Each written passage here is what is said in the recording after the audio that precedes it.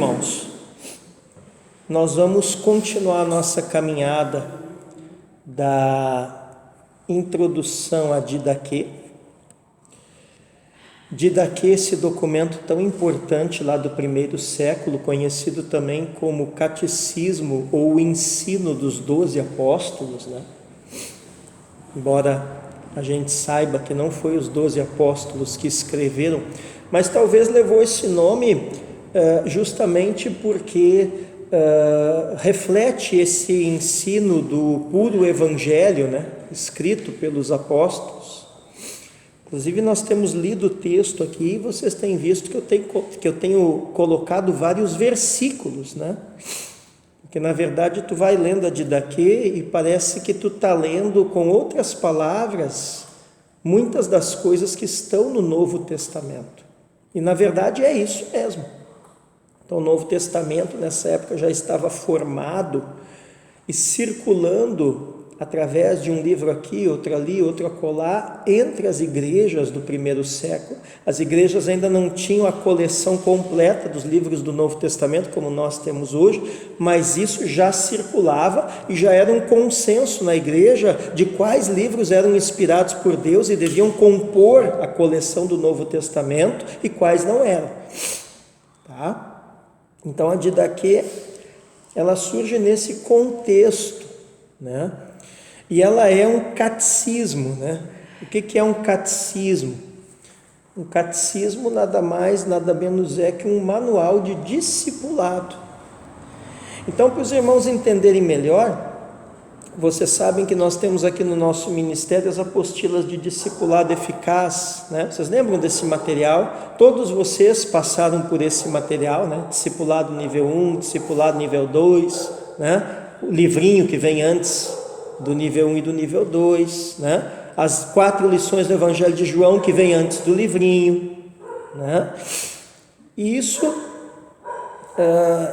a Didaquê era como se fosse esse manual de discipulado, era como se fosse as apostilas, né? Ou a apostila de discipulado da igreja lá no primeiro século. E a gente começa a ver como que um documento tão antigo como esse, né, lá do primeiro século da era cristã, nós estamos falando aí da terceira geração de cristãos, né? Então os apóstolos tinham morrido, aí vem os discípulos dos apóstolos, e esses seriam como se fossem os discípulos dos apóstolos. Então eles estão muito perto, né, do último dos apóstolos ali, originais do Cordeiro, né, que morreu, que foi o apóstolo João. Tá?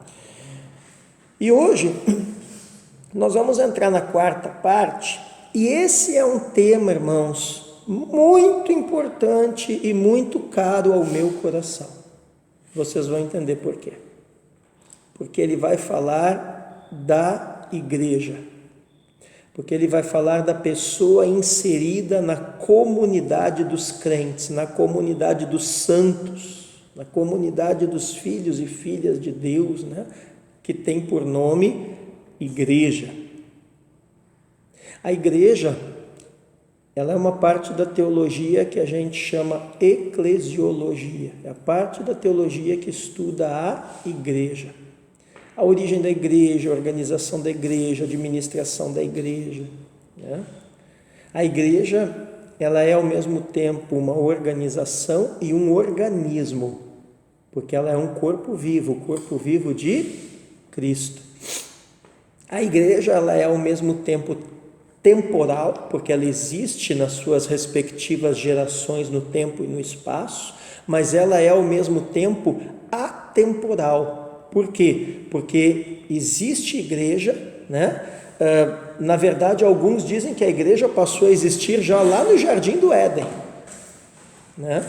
Outros dizem que a igreja teria começado, né, em Atos capítulo 2. Mas nós sabemos que, seja lá quando for que começou a existir, na verdade, a igreja ela começou a existir na eternidade, porque a Bíblia ensina que nós somos eleitos, né, de Deus em Cristo Jesus, desde antes da fundação do mundo, e nós somos a igreja, amém? E a igreja vai existir pela eternidade afora, né? Então, o que vai de fato continuar é a igreja, né? Então a igreja ela é temporal, mas ao mesmo tempo ela é eterna. Ela foge desses limites de tempo, de espaço. Ela vai tendo as suas características, as suas configurações, a sua atuação, né, no decorrer das gerações, mas ela tem uma linha de continuidade. Ela tem começo, tem meio, mas nunca vai ter fim, né? E a igreja ela é militante, ou seja, é a igreja que milita, é a igreja que atua, é a igreja que opera, é a igreja que trabalha aqui na terra, que somos nós. E também ela é a igreja triunfante, a igreja espiritual, a igreja que João viu os milhões e milhões e milhares de milhares adorando lá em Apocalipse diante do trono de Deus e do Cordeiro. Amém? A igreja, irmãos, que somos nós, não um prédio, né? A igreja não é um lugar que você vai, é algo que você se torna. Amém. Né? Não um prédio, não um templo, mas sim um corpo, né? Um corpo espiritual, um corpo místico, um corpo vivo, o corpo de Cristo, né? Do qual o Senhor é o cabeça, nós somos o seu corpo, né? A igreja é fascinante, aleluia. Glória a Deus. A igreja, né? Ela é invencível. Amém. Né? Quantos já se levantaram contra a igreja, contra as escrituras, né? E passaram, né? Mas a igreja permanece aqui. Aleluia. Né? A igreja ela é insubstituível. Aleluia. Tem surgido uns movimentos por aí, né? Negócio de crente em casa e tal, né? Mas nós sabemos que nada substitui a igreja do Deus vivo. A palavra diz, inclusive é texto do nosso decreto desse ano, né? Que a igreja é a coluna e o fundamento da verdade. Glória a Deus. Só existe verdade de Deus na face dessa terra. Esse mundo inteiro só não foi ainda destruído e corroído e consumido por todas as mentiras do mundo, da carne, do diabo, porque a igreja está aqui. É verdade. Porque você está aqui. Aleluia. Então a igreja ela é invencível, ela é insubstituível, ela é eterna, porque ela começa na eternidade antes da fundação do mundo e vai a eternidade afora diante do trono de Deus e do Cordeiro, né? E ela é invencível. Amém? Por quê? Amém. Porque em Cristo Jesus somos mais que vencedores. Glória a Deus. E Ele é aquele que vem vencendo e para vencer. Essa é a igreja. E as portas do inferno não prevalecerão contra ela. Amém. Amém? Então, a Didaquê vai falar da pessoa inserida. Você tem que entender isso. Quem você é? Ou quem você precisa ser? Uma pessoa inserida na igreja, na comunidade dos santos, dos cristãos, dos crentes em Cristo Jesus. Amém? Você não é um membro sozinho. Você é parte de um corpo. Aleluia. E ele começa dizendo o seguinte, né? Ele começa falando da liderança da igreja, aqui no Didaquê. E alguém já abre a sua Bíblia aí para mim, em Hebreus capítulo 13, o verso de número 17. Amém? Hebreus 13, 17. E também 1 Timóteo 5, 17 e 18. Hebreus 13, 17 e 1 Timóteo 5, 17 e 18. Amém? Ele diz assim, ó: meu filho, lembre-se dia e noite daquele que anuncia a palavra de Deus para você. Olha como é que começa aqui. Não se esqueça daquele que anuncia a palavra de Deus a você e honre-o como se fosse o próprio Senhor, pois o Senhor está presente onde é anunciada a soberania do Senhor. Então, a Didaquê aqui nessa parte, no capítulo 4, começa dizendo isso, irmã Sueli. Lembre-se de quem lidera você, ensina você, prega para você, dirige você na palavra do Senhor. Honre este como se você estivesse honrando o próprio Senhor. Por quê?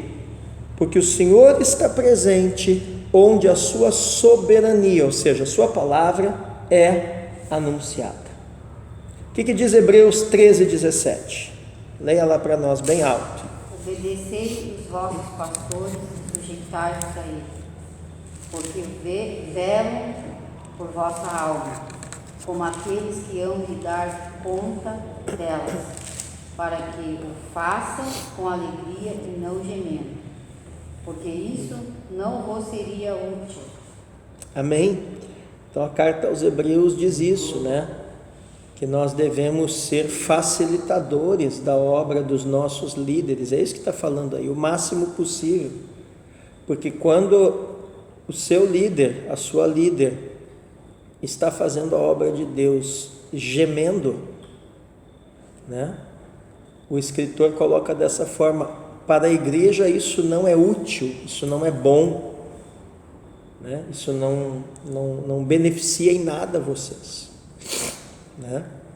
Então, como que um líder precisa fazer a obra de Deus? Claro que tem desafios, dificuldades, lutas e tudo isso, mas com alegria. Aleluia. Com satisfação. E a maior satisfação de um líder é quando a igreja corresponde com o ensino. Amém? Então, a presença dos irmãos congregando nos ajuda a continuar fazendo a obra. A presença dos irmãos orando nos ajuda a continuar fazendo a obra. A presença dos irmãos contribuindo dízimos e ofertas nos ajuda a continuar fazendo a obra. A amizade dos irmãos, amém? Amém. Nos ajuda a continuar fazendo a obra, né? Tem dias que a sua palavra de amizade, de intercessão, é muito importante para nós. Não é verdade, pastor? Amém. Glória a Deus. E 1 Timóteo 5, 17 e 18, ele vai falar mais especificamente aqui, né, de manter os líderes, né? Quem faz a obra viva da obra de Deus. 1 Timóteo 5, 17 e 18. Alguém leia bem alto para mim. Os presbíteros que fazem um bom trabalho na igreja merecem pagamento em dobro, especialmente os que se esforçam na pregação do Evangelho e no ensino cristão. 18. Pois as Escrituras Sagradas dizem: não amarre a boca do boi quando ele estiver pisando o trigo. E dizem ainda: o trabalhador merece o seu salário. Então, qual é a orientação de Paulo a Timóteo, que era pastor, né, da igreja? Se não me falha a memória, foi pastor em Corinto, depois foi em Creta, né? Com relação aos líderes da igreja, aos pastores da igreja, né? Que aqueles que presidem bem, né, especialmente os que se esforçam na pregação da palavra e no ensino, devem ser considerados dignos de, não só de honorários, mas até de honorários dobrados. Então veja como a igreja no primeiro século valorizava o ensino. Amém? Nós somos um ministério específico de ensino. Então, glória a Deus, aleluia, pela vida dos irmãos, né? Todo mundo que está aqui é dizimista, é ofertante, amém? Glória a Deus. Mas, se os irmãos viessem de alguma maneira, né? E a minha oração é essa, em nome de Jesus, prosperar a ponto de me remunerar dobrado, isso não teria problema nenhum, e quem falasse alguma coisa estaria falando bobagem, porque a Bíblia diz que quem se dedica em ensinar e em cuidar bem da igreja é digno não só de ser sustentado pelo ministério, mas até de receber a mais. Amém? Então, quando um líder pleiteia junto ao povo, né, junto à igreja, um reconhecimento financeiro, ela não está, né, errando em nada. Amém? Agora, é quem se esforça. Amém? Porque, por exemplo, nós tivemos um caso numa cidade aqui perto, né, um tempo atrás, eu acho até que eu compartilhei com os irmãos, né, de um líder displicente, né, relaxado, descuidado, né, andando conscientemente no pecado, né, recebendo ali 13 mil reais daquela igreja.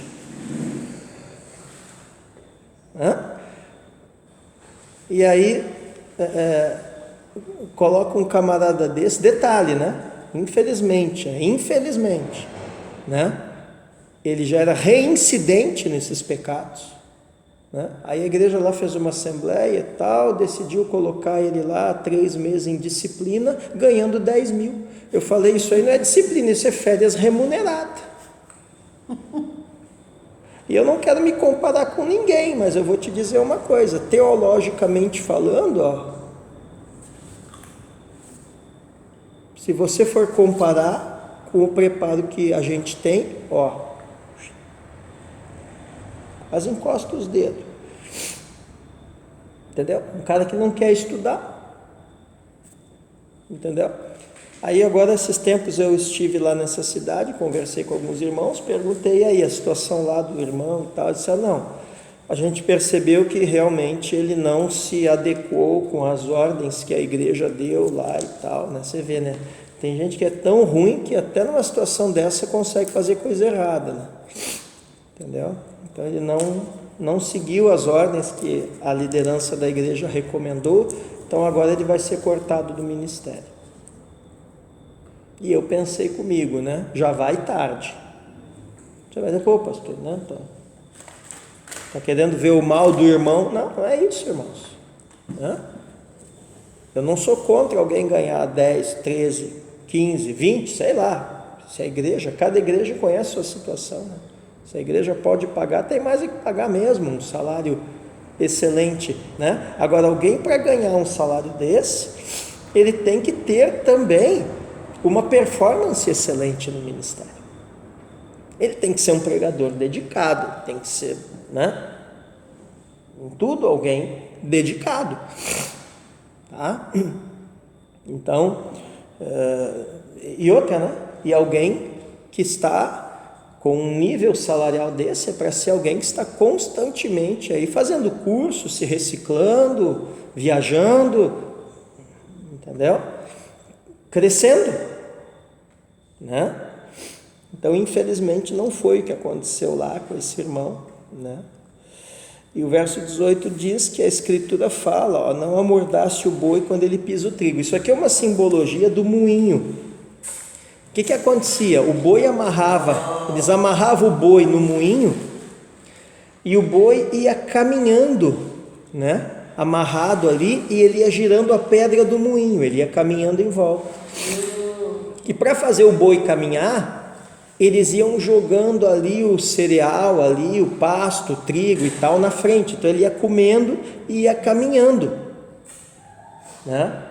E a lei ensinava o seguinte, né? O boi, nessa situação em que ele está girando o moinho, então veja que o ministério é um negócio recorrente, né? É um negócio, como é que se diz, de hábitos, é um negócio recorrente, né? E é um negócio pesado, porque girar a pedra de moinho não é bem assim, né? Só que o boi, naquela situação, ele tinha que ter liberdade para comer o quanto ele aguentasse comer, porque o seu serviço era deveras pesado. Então ele faz essa comparação do boi preso, girando a mole, a pedra do moinho, com a liderança da igreja local. E eu sempre digo isso para os irmãos, né? Para os meus alunos eu falo muito isso. O ministério, ele não é uma corrida de 100 metros rasos, que nem a maratona, que o cara sai ali naquela velocidade e tal. Não, o ministério, né? Ele é uma maratona. Corrida de 100 metros rasos é uma corrida de impacto, né? Dá o tiro ali, o cara sai correndo a 1000, mas ele vai correr só 100 metros. Ministério não é corrida de 100 metros rasos, ministério é maratona.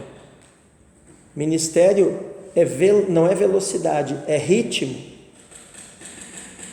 Então, qual é o padrão para você, né?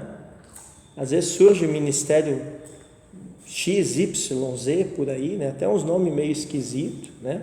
Esses tempos aqui em Paranaguá andou surgindo uns nomes de igreja que eu nunca tinha visto, né? E nada contra, glória a Deus, que eles permaneçam, né? Mas muitas vezes não é o que a gente vê, infelizmente, né? Muitas vezes tem coisas que surgem assim, passa 1 mês, 6 meses, 2 anos, 3 anos, aquilo desaparece, né? E as pessoas vêm me perguntar, né? Muitas vezes, professor, qual é o bom ministério para eu congregar? Né? E a minha resposta sempre é a mesma: o bom ministério para você congregar é aquele ministério que daqui 10 anos, 15 anos, 20 anos, o pastor, os irmãos, a igreja vai estar ali. Amém. Porque ministério é ritmo. Glória a Deus. E não velocidade. Às vezes a gente tem muita pressa que algumas coisas aconteçam no ministério, mas não é assim que elas acontecem. Não foi assim que Deus projetou. Então é que nem o boi, é recorrente, né? Agora o boi lá que come, mas dá 5, 10 voltas no moinho, já está com a língua de fora, esse não serve para ministério. Amém? Então o ministério é uma questão de resistência. Resistência no Senhor, resistência espiritual, resistência em oração, resistência em perseverar nas Escrituras, resistência em perseverar no amor aos irmãos. Aleluia. Ministério não é uma aventura. Igreja não se abre, igreja nasce. Ministério não é uma aventura. Amém? E nós estamos aqui já há quantos anos, né? Com os irmãos bem conscientes de que nós não estamos aqui praticando nenhuma aventura. Amém? Amém. Bom, aí ele diz assim, ó, procure estar, gostei disso aqui também, procure estar todos os dias na companhia dos fiéis para encontrar apoio nas palavras deles. Abre aí, aliás, vou ler mais um pedaço aqui, ó. Procure estar todos os dias na companhia dos fiéis para encontrar apoio nas palavras deles. Não provoque divisão, pelo contrário, reconcilie aqueles que brigam entre si. Julgue de modo justo, corrigindo as culpas, sem fazer diferença entre as pessoas. Agora abra Provérbios 6. Nós vamos ler dos versos 16 ao verso de número 19. Provérbios, lá no Antigo Testamento, capítulo 6. Aleluia. Nós vamos ler um texto muito conhecido, irmãos, dos versos 16 ao verso 19. Esse eu vou ler. Diz assim, Provérbios 6, 16 ao 19. 6 coisas o Senhor Deus odeia, e uma 7ª sua alma detesta: olhos cheios de orgulho, língua mentirosa, mãos que derramam sangue inocente, coração que faz planos perversos, pés que se apressam a fazer o mal, testemunha falsa que profere mentiras, e o que semeia discórdia entre irmãos. Então aqui tem 7 coisas que o escritor de Provérbios vai enumerando. Dessas 7 ele diz, as 6 primeiras Deus odeia, mas a 7ª ele detesta, ou seja, detestar é mais do que odiar. E é justamente isso. O que Deus detesta? O que semeia discórdia entre irmãos. E a Didaquê vem dizendo, não provoque divisão. O pior pecado que um crente pode cometer. Eu não vou fazer teologia aqui, irmãos, mas eu me arrisco a dizer que isso seja até uma blasfêmia contra o Espírito Santo, que é o pecado imperdoável na Bíblia, é dividir a igreja. Porque a Bíblia diz que Deus detesta isso.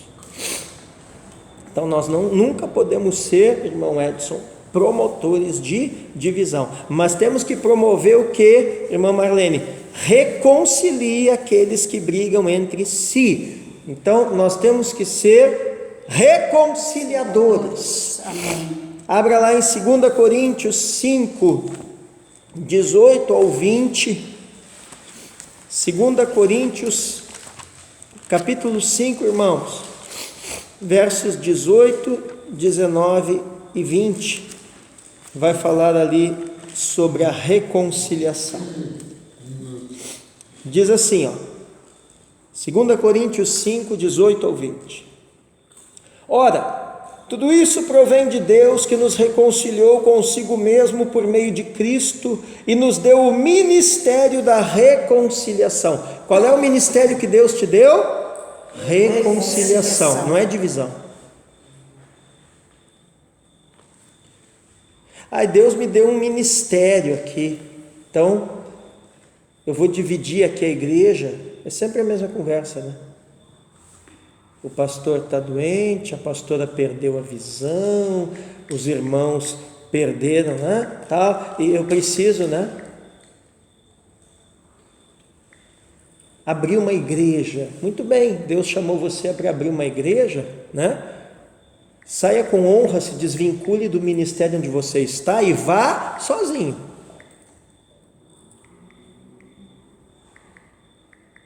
Agora, não promova uma divisão. Amém?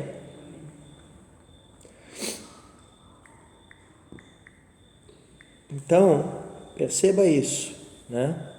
Promova a reconciliação, o ministério da reconciliação. A saber que Deus estava em Cristo reconciliando consigo o mundo, não levando em conta os pecados dos seres humanos e nos confiando a palavra da reconciliação.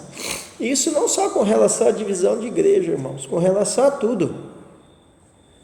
Você precisa ter a palavra da reconciliação em Cristo. Você não pode ser aquele que bota mais lenha na fogueira, irmã Sueli. Amém, aleluia, é verdade. Quantas vezes, irmãos, eu vi isso acontecer? Né? Então não deve ser assim.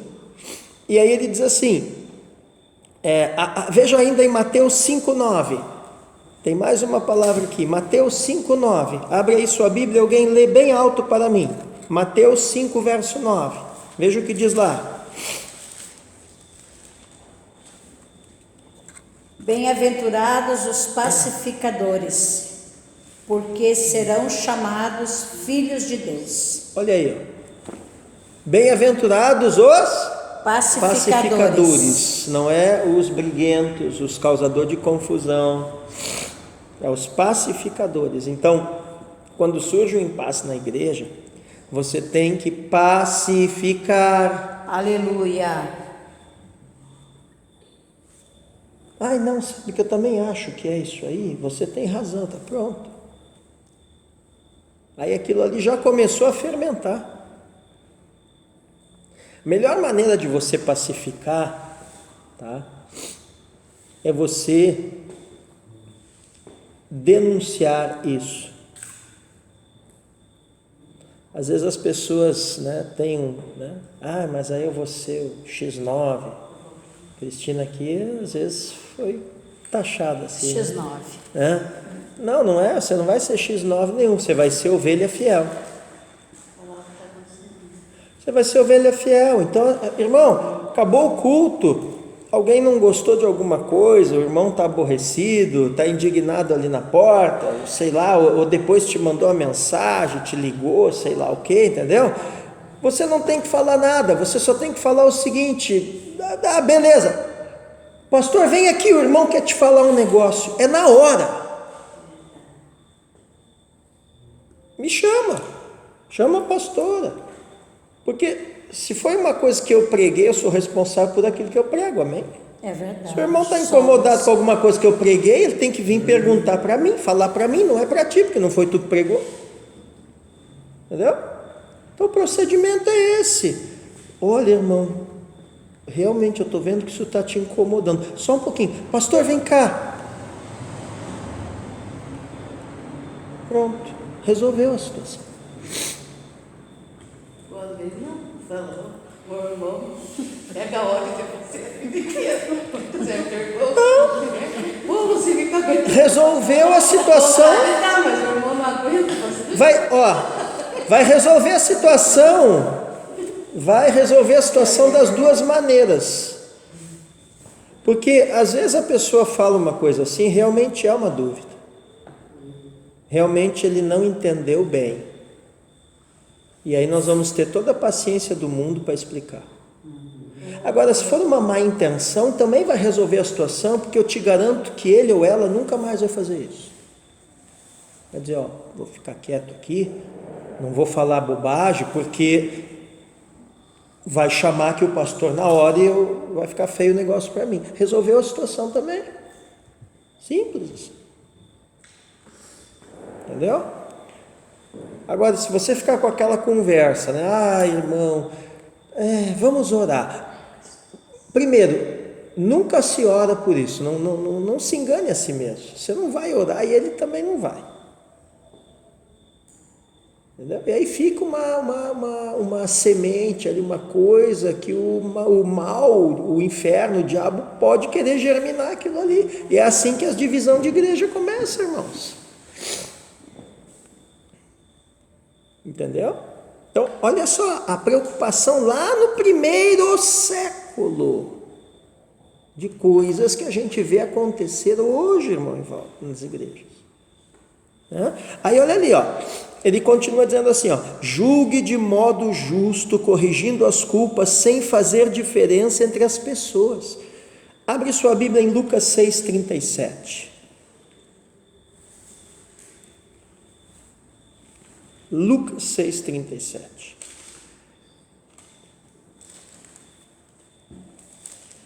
E alguém abre em Tiago 2, verso 1. Primeiro vamos ler Tiago 2, verso 1. E depois Lucas 6,37. Veja lá o que diz sua Bíblia. Tiago 2, verso 1. Meus irmãos, não tenhais a fé em nosso Senhor Jesus Cristo, Senhor da glória, em acepção de pessoas. Tiago 2, 1. Alguém tem uma tradução mais moderna? Hein? Veja aí. Essa tradução está bem antiga. Tiago 2, 1. Alguém achou aí? Uma tradução mais moderna? Não? Rapaz, você só usa Bíblia do tempo do Camões. Vamos lá, Tiago 2, 1. Meus irmãos, vocês não podem ter fé em nosso Senhor Jesus Cristo, Senhor da glória, e ao mesmo tempo tratar as pessoas com parcialidade. Então o que Tiago está dizendo? Está dizendo o seguinte: fé e parcialidade não combina. O que é parcialidade? É você decidir, né, puxar a brasa em favor de uma pessoa em desfavor da outra. Amém? Tiago, o que você foi? Tiago 2:1. 2:1. Né? Então, Tiago está dizendo assim, ó, vocês não podem ter fé no Senhor e tratar os outros com parcialidade, ou seja, injustamente. Né?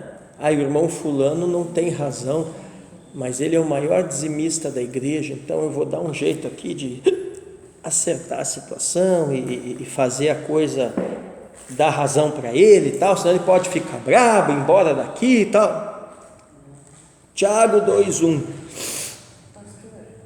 Que é certo, é certo. Aqui fala assim, meus irmãos, vocês que creem no nosso glorioso Senhor Jesus Cristo, nunca tratem as pessoas de modo diferente por causa da aparência delas.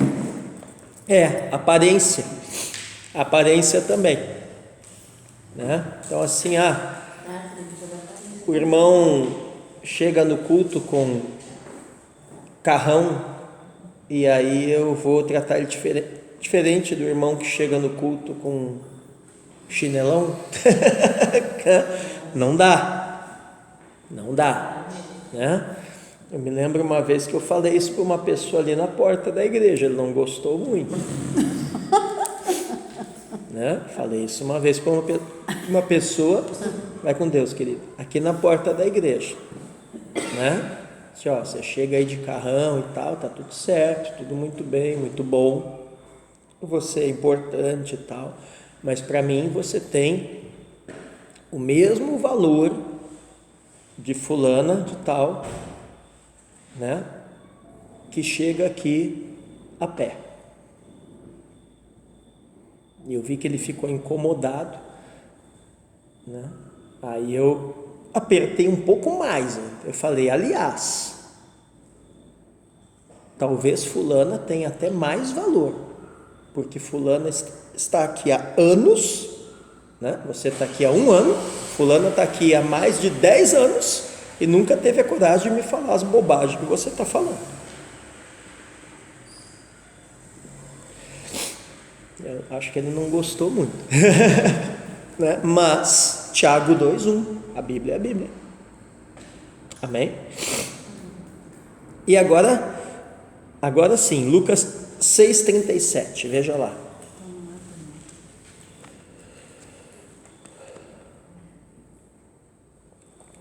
Lucas 6,37, irmãos. Não julgueis e não sereis julgados. Não condeneis e não sereis condenados. Soltai o ano. Como? Soltai o ano. Nossa. Tá, mas a parte que me importa, irmão, vocês têm que usar uma tradução de Bíblia mais moderna, Nova Almeida atualizada, tá? Eu amo minha Bíblia. Então, mas o que vale aqui para nós é o seguinte: não julgueis para que não sejais julgados, não condeneis para que não sejais condenados. O que ele está ensinando? É isso aqui, ó. Se tiver que julgar, o ideal é não julgar, mas se tiver que julgar, julgue de modo justo. Como é que se julga de modo justo? Corrigindo as culpas, sem fazer diferença entre as pessoas.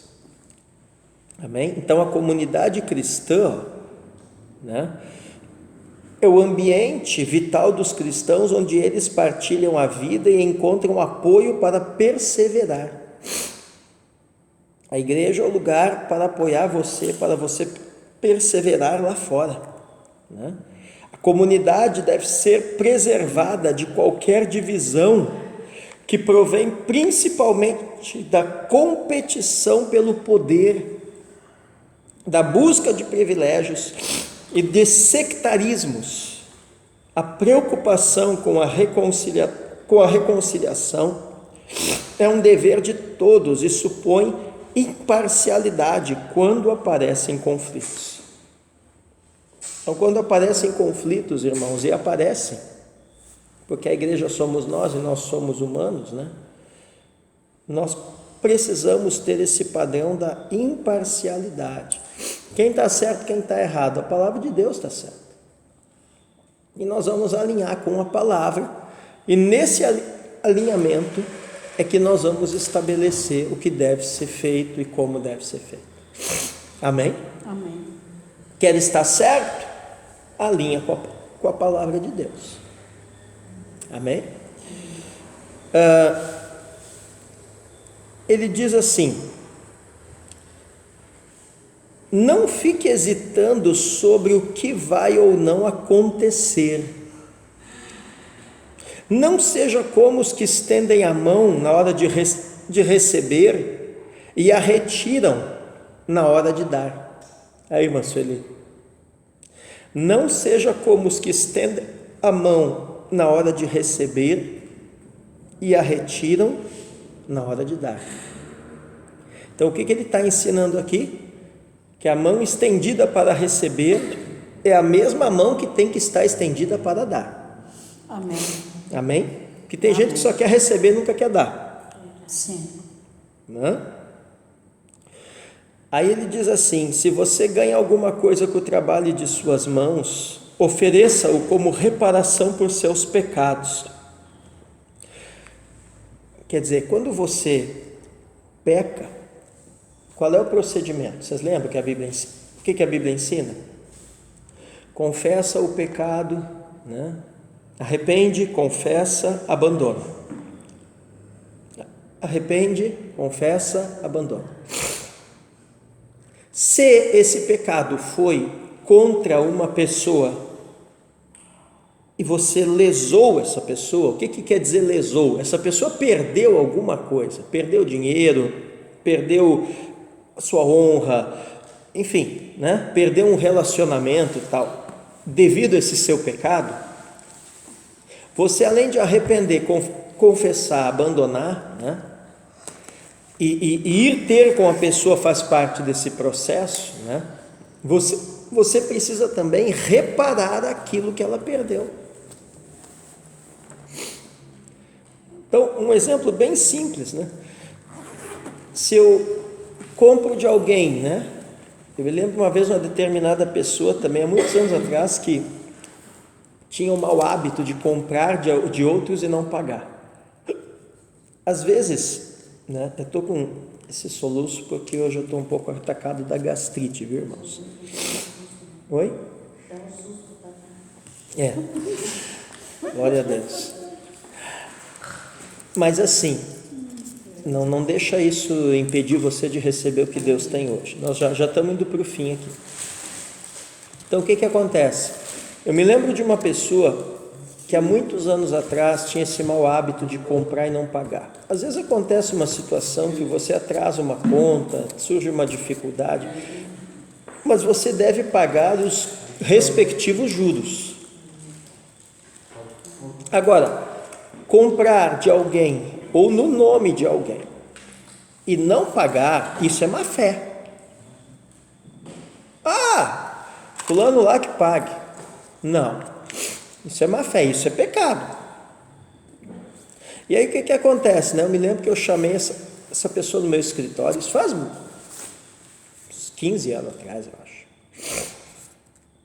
E uma pessoa, né? Ele devia para uma pessoa, tinha pago em cheques, os cheques tudo sem fundo. A mulher acho que estava uns 10 anos tentando cobrar esses cheques sem fundo dele. E aí me procurou, me expôs a situação, eu fiquei muito embaraçado, né? Pedi desculpas para ela imediatamente, falei que ela me trouxesse todos os cheques, peguei todos os cheques e chamei o irmãozinho lá no meu escritório no outro dia. O irmão chegou lá muito contente, muito serelepe, tal, né? O que foi, pastor? Né? Peguei, botei aquilo na frente dele e disse: o que foi? É isso aqui. A dona fulana me procurou. Como é que você faz um negócio desse? Você pega a mercadoria dela, paga com esses cheques, não cobra os seus cheques. A mulher está quase 10 anos tentando te cobrar. e você não atende telefone, você manda dizer que não está em casa, você sai pela porta dos fundos, você maltrata a mulher quando ela vai lá. Que negócio é esse, irmão? Não, mas isso aí a gente dá um jeito. Eu digo, não, eu já dei o jeito é você pagar. Né? Então, né? Ah, mas eu preciso de um prazo. Não tem, você já teve quase 10 anos de prazo, filho, e você não pagou. Então o negócio é o seguinte, né? Aqui o papo é reto, né? O negócio é o seguinte: se amanhã, esse horário, esse dinheiro não estiver aqui na minha mão e quem vai pagar ela sou eu, pode se considerar indisciplina, irmão. Simples assim. Ah, não sei o que, dá teu jeito. E aí é engraçado, sabe o que aconteceu? O irmão deu um jeito. Deu um jeito, entendeu? No outro dia ele apareceu com o dinheiro lá. Eu peguei, fiz todo... Os irmãos sabem como é que eu sou, preto no branco, né? Fiz um recibo, levei, falei para a senhora pode vir amanhã, eu vou lhe pagar, eu já estou com o dinheiro. Mais uma vez pedi perdão, pedi desculpa para a mulher, paguei o dinheiro para ela, fiz ela assinar um recibo, né? Fiz ela rasgar os cheques na minha frente e guardei as cópias dos cheques. Isso está guardado até hoje nos meus arquivos. Está lá. Entendeu? Esse é o procedimento bíblico. O irmão ficou meio brabo lá comigo e tal, mas eu salvei a alma dele. Entendeu? Eu salvei a alma dele. Então, irmãos, é isso aqui que a Dida está ensinando. Ó. Então, tem pecados que precisam uma reparação. Pecado de honra, por exemplo. Você desonrou uma pessoa lá no teu ambiente de trabalho, não basta você chegar particular e pedir perdão. Se o pecado foi em público, você desonrou ela na frente do gerente, do supervisor, sei lá de quem, do porteiro, você tem que chamar essas pessoas lá e honrar essa pessoa na frente deles. Entendeu? Dizer, quero pedir perdão aqui, porque aquele dia eu falei isso, eu fiz isso, eu desonrei você, e foi na frente deles, então agora eles são testemunhas. Entendeu?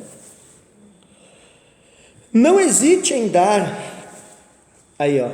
nem dê reclamando, pois você sabe quem é o verdadeiro remunerador da sua recompensa. Pastor, mas assim, se a pessoa usa, o nome da gente, usou, se propôs, usou todos os cheques que a gente tinha, deu um gasto, nós levamos anos para sair daquilo, né? E essa pessoa fez de conta como se nada tivesse acontecido.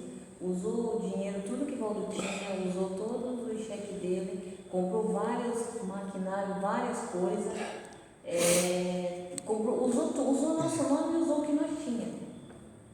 Saiu por bem e nunca veio querer ressarcir nada, nunca, né? Ainda falava mal de nós só na época, só nós não saímos da igreja, da presença, porque nós estávamos preocupados no Senhor. Sim. Né? Deus. Mas essa pessoa nunca ressarciu nós e sabe que ele usou nós e era quantias altas. Sim. Muito altas, assim, ó. Está em pecado. Né? Está em pecado, porque pecado não caduca, irmão. Como é que pode? Né? Está em pecado. O que vocês têm que fazer? Vocês têm que pegar isso aí, se vocês têm esses documentos, trazem oração aqui no altar, na presença do Senhor, coloca na presença de Deus. Entendeu? Está em pecado. Enquanto não acertar isso aí, né?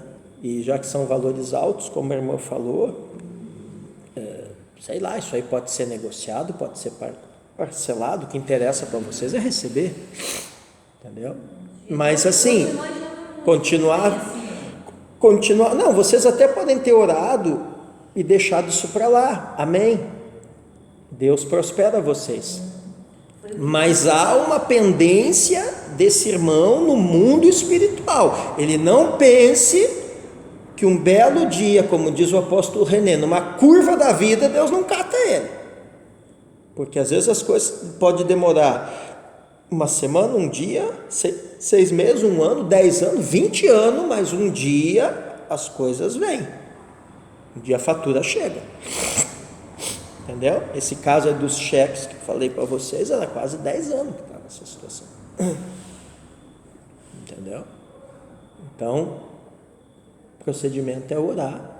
Vocês são dizimistas, são ofertantes, vocês têm legalidade. Traz, coloca no altar, diz: Senhor, nós já decidimos entregar nas tuas mãos isso aqui, faz a obra. E Deus tem o tempo, o modo e o propósito dele fazer a obra. Amém. Né? Deus tem uns anjos bons, uns oficiais de justiça bons aí no mundo espiritual. Amém. Agora, o que não deve fazer é colocar o irmão na justiça, isso não. Porque a Bíblia ensina a não fazer isso. Né? Tem uns que dá vontade, né? Mas a Bíblia diz assim, que é melhor sofrer o prejuízo. Eu sei que é ruim, né? Não é que não foi o senhor, pastor. Mas a Bíblia diz assim, que se for para ir diante de um juiz ímpio, 2 crentes brigando, isso envergonha o evangelho. Então aí é melhor sofrer o prejuízo e colocar na presença de Deus, para Deus cobrar isso aí de alguma maneira. Ou resolver na igreja, que foi o caso dessa irmã, entendeu? Esse negócio do cheque, ele ficou brabo até, né? Quis xingar a mulher na minha frente e disse: não, ela está sendo bíblica, você que está errado. Você está errado. Porque realmente, né, a irmã podia ter processado e feito um monte de coisa, né? Mas o que ela fez? Ela foi até uma autoridade da igreja e expôs a situação. Graças a Deus que eu consegui resolver. Nem sempre a gente consegue. Às vezes chega a situações no meu escritório que eu não consigo reverter, né? Mas, entendeu? Nesse caso eu consegui, né? Então a gente tem uma direção bíblica para isso. O ideal mesmo, irmãos, é a gente vigiar. Nessas coisas tem que vigiar. Cuidado com quem vocês se associam, mesmo que seja crente. Cuidado com quem vocês se associam, com quem vocês fazem sociedades. Cuidado com coisas que vocês combinam. Tudo preto no branco. Mas é irmão da igreja, não interessa, né? Faz um contrato, pega uma testemunha, entendeu? Pode ser o pastor, não interessa. Negócio é negócio. É meu parente, não interessa. Não confunda família com negócio, irmandade de igreja com negócio, ministério com negócio. Negócio é negócio. E sobretudo, cuide também com quem você vai se associar. Eu dava esse conselho agora de tarde, antes de vir para o culto, com um irmão que me ligou lá em casa, me falando de um certo negócio e tal, e eu disse assim: cuidado com quem você vai trazer para ser teu sócio. Tá? Cuidado com ser fiador. Amém? Cuidado onde vocês colocam o nomezinho de vocês. Tá? Às vezes a gente fica constrangido de dizer não, tá? Mas é melhor dizer não e a pessoa até ficar bicudo, do que de repente tu entrar num negócio aí que tu vai ficar 1 ano, 2 anos, 3 anos, 5 anos pagando uma dívida que não é tua. Entendeu? Pastor, o que a gente se entristece não é a questão do dinheiro, não é isso. É questão do caráter. Não, do caráter, tipo assim, porque nós não tinha muito tempo na igreja. Sim. Então, aí, e nós queríamos mostrar que nós tinha caráter. Sim. E ele fazia acontecer com que nós éramos malvados. Sim. E nós não éramos malvados, nós, né? Não, Tanto é que vocês não eram malvados, que vocês ficaram, ele saiu. Mas um dia O fruto... um dia o Senhor me mostrou assim a pessoa. Ele falou para mim que era um Judas. O fruto... Falei, olha, O Senhor Jesus é bem claro, né? Quando ele diz, pelo fruto se conhece. Entendeu? Tem gente, irmãos, que às vezes... Tem gente que de tempos em tempos passa um verniz na vida. Só que a madeira, irmão Ivaldo, continua bichada. Entende? Aí um belo dia, quando raspa ali, aparece a madeira ruim, né? Vai para outro lugar, passa outro verniz. Vai não sei para onde, passa outro verniz. E vai invernizando. Mas essas camadas de verniz que algumas pessoas passam na sua vida para não esconder a madeira que está bichada, elas nunca vão resistir aos atritos. Não é assim que acontece com um negócio invernizado? Você arranhar, você fez um atrito, aparece a madeira. Então, de tempos em tempos, e a vida da gente é cheia de atrito, né? Vai aparecer a real madeira, o cerne ali que essa pessoa é. Então não adianta ficar passando verniz, né? Se está bichado, tem que tratar a madeira, tem que tirar o caruncho, tem que serrar o pedaço que está estragado ali, sei lá, né? Mas a gente precisa ser uma madeira boa. Amém? Lucas 6,38, alguém leia para mim. Lucas 6,38. Veja o que diz lá.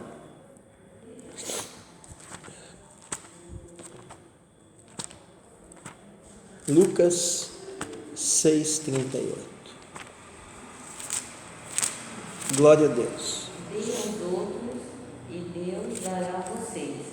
Ele será generoso e as bênçãos que Ele lhes dará serão tantas que vocês não poderão segurá-la nas mãos.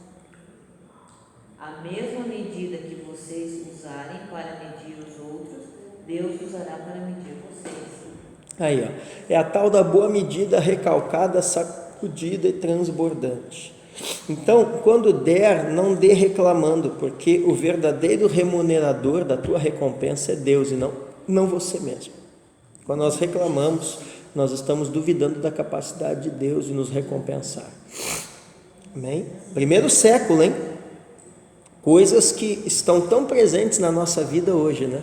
Primeiro século a igreja já ensinava essas coisas, irmãos, para vocês verem como não tem nada de novo debaixo do céu, como diz o livro de Eclesiastes, né?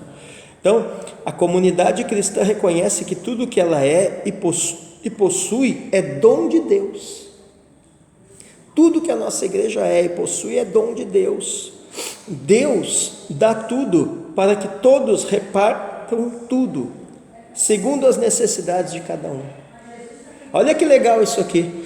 Deus dá tudo para que todos repartam tudo segundo as necessidades de cada um.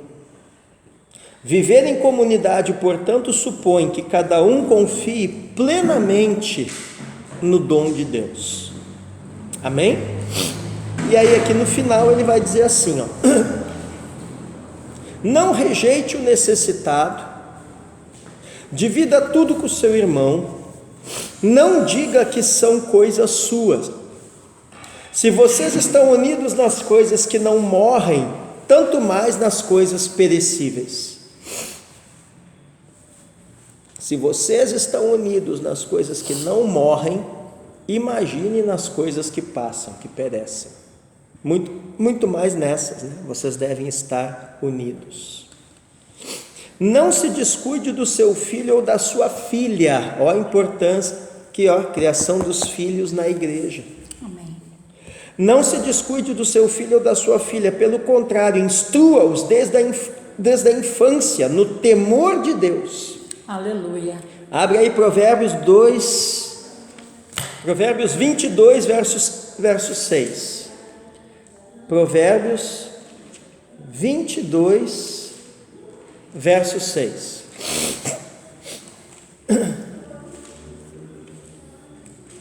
O que diz aí?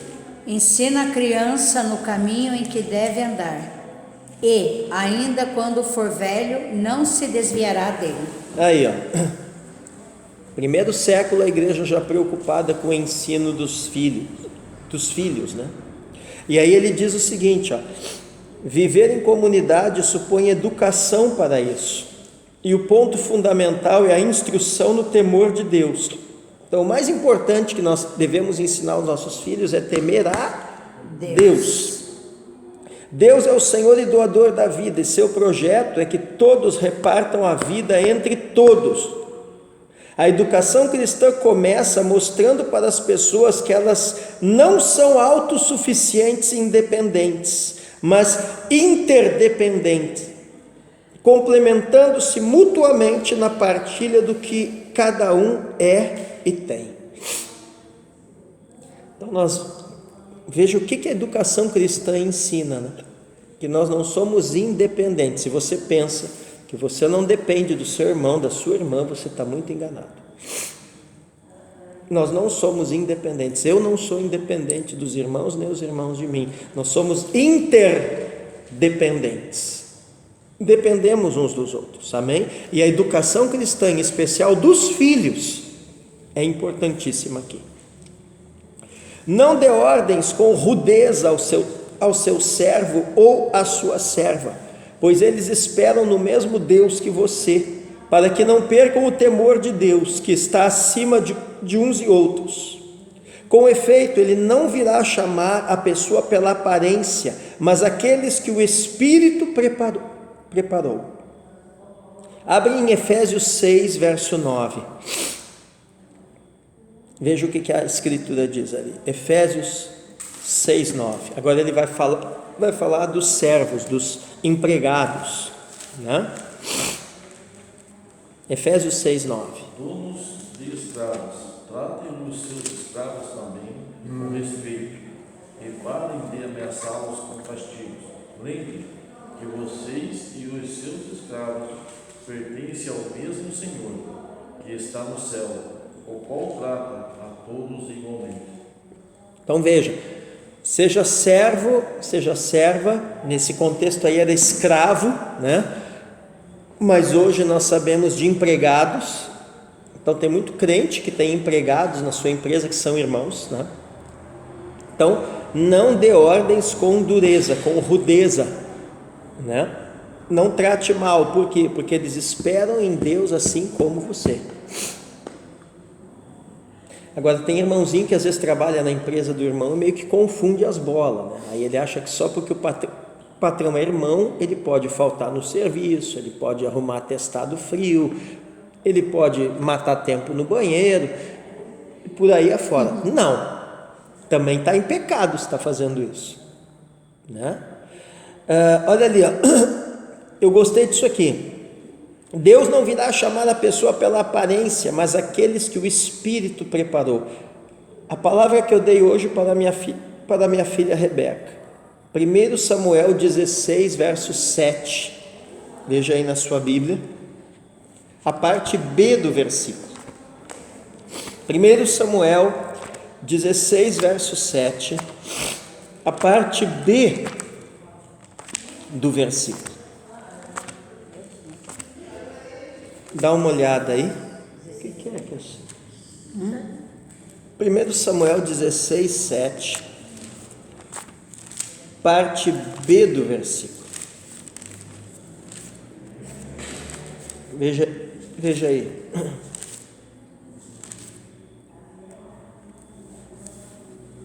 O que diz? Eu rejeitei porque não julgo como as pessoas julgam. Elas olham para a aparência, mas eu vejo com o coração. Isso, a parte B é a seguinte, ó, porque o Senhor não vê como o ser humano vê. O ser humano vê o exterior, porém o Senhor vê o coração. Amém? Então qual é o projeto de Deus, gente? A fraternidade que desfaz toda a desigualdade, né? Isso não quer dizer que as pessoas se tornem idênticas, porque cada um é um e tem a sua função dentro da sociedade. Agora, função diferente não quer dizer que uma pessoa é mais que a outra. Amém? Quanto a vocês, servos, sejam submissos aos seus senhores, com respeito e reverência, como a imagem de Deus. Efésios 6, 5 ao 8. Efésios 6, 5 ao 8. Dá uma olhada aí. Efésios 6, 5 ao 8. Deixa eu ler esse aqui que é mais compridinho. Quanto a vocês, servos, obedeçam a seus senhores aqui na terra com temor e tremor, com sinceridade de coração, como a Cristo, não servindo apenas quando estão sendo vigiados somente para agradar pessoas, mas como servos de Cristo, fazendo de coração a vontade de Deus. Sirvam de boa vontade, como se estivessem trabalhando para o Senhor e não para pessoas, sabendo que cada um, se fizer alguma coisa boa, receberá isso outra vez do Senhor, seja servo, seja livre. Amém. Então aqui está no ensino como você deve proceder no seu ambiente de trabalho. Vocês viram que a Bíblia tem ensino para tudo, irmãos. A gente erra porque a gente não se dedica em estudar as Escrituras. E aí ele termina aqui, as 3 últimas frases assim: deteste toda a hipocrisia e tudo que não seja agradável ao Senhor. Romanos 12, 9, abre aí sua Bíblia. Deteste toda a hipocrisia e tudo que não seja agradável ao Senhor. O que é hipocrisia? Fingimento, né? 12. Romanos 12, 9. O amor seja não fingido, aborrecei o mal e apegai-vos ao bem. Aí, ó.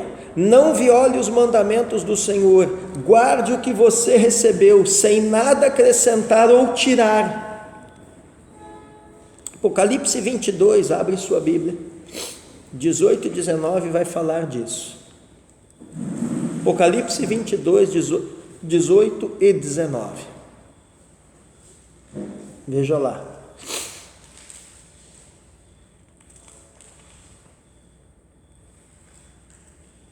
Leia bem alto para mim.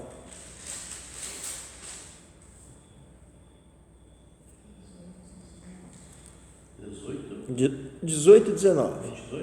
22. Eu, João, aviso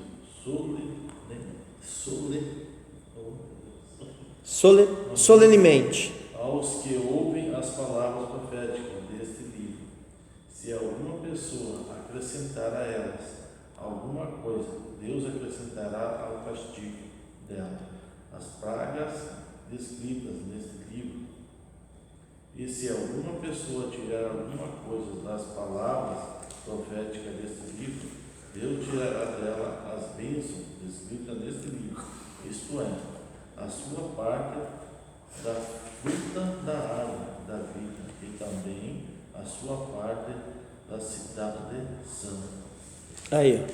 Então o que a Bíblia está dizendo aqui? Se alguém tira alguma parte da Escritura, ou se acrescenta alguma parte da Escritura, Deus vai julgar esse pecado.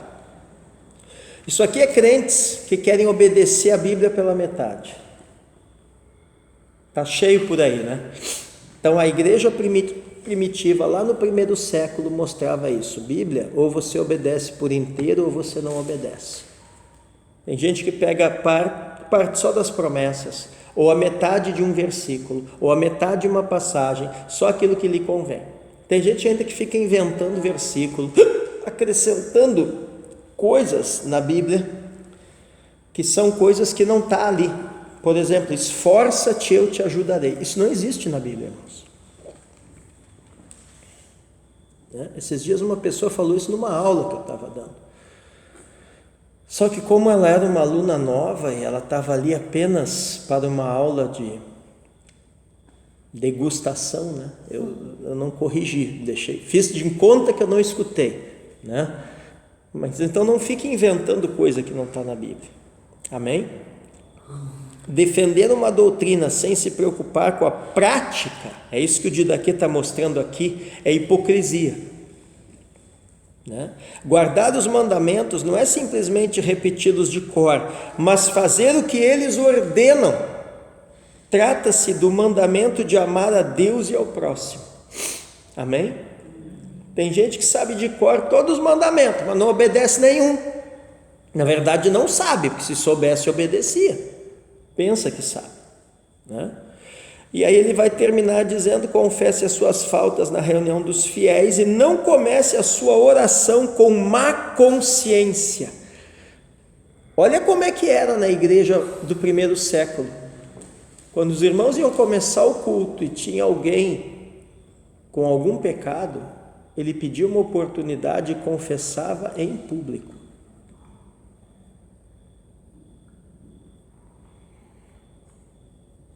Isso aconteceu esses dias, né, mãe? Numa aula que nós estávamos lecionando, e uma aluna minha pediu uma oportunidade ali, ela queria confessar um pecado em público, né? E eu calei-me e fiquei ouvindo o que ela tinha a dizer. E os irmãos ali abençoaram, oraram por ela, né? E eu espero que Deus faça a obra, né? Claro, tem que ter sabedoria, né? Tem determinadas situações que envolvem terceiros, né? Isso tem que ser filtrado primeiro pela liderança, né? E às vezes também, para confessar uma coisa em público, você tem que saber as palavras que você vai usar, né? Você não vai ficar citando nomes, você não vai ficar dando detalhes, não interessa, coisa que não edifica, né? Entendeu? Talvez você vai confessar para a tua liderança, e se for necessário confessar em público, o seu líder vai te chamar na frente e ele vai falar com a igreja. Entendeu? Mas fato é que era confessado. Mateus 5, 23 e 24 é o último versículo dessa noite. Mateus 5, 23 e 24. Veja lá. O que diz?